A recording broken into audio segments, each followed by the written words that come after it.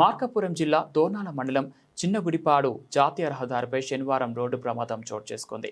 బైక్పై వెళ్తున్న దాసరి అంకన్నను ఎదురుగా వస్తున్న మినీ వ్యాన్ ఢీకొట్టడంతో ఈ ప్రమాదం జరిగినట్లు సమాచారం. పోలీసులు తెలిపిన వివరాల ప్రకారం బ్రహ్మరాంబ చెంచు కాలనీకి చెందిన దాసరి అంకన్న బైక్పై తన పని మీద వెళ్తుండగా చిన్నగుడిపాడు సమీపంలో ఎదురుగా వచ్చిన మినీ వ్యాన్ అతని బైక్ను ఢీకొట్టింది. ఢీకొన్న వేగం ఎక్కువగా ఉండటంతో అంకన్నకు తీవ్ర గాయాలు కావడంతో అక్కడికక్కడే ప్రాణాలు కోల్పోయాడు.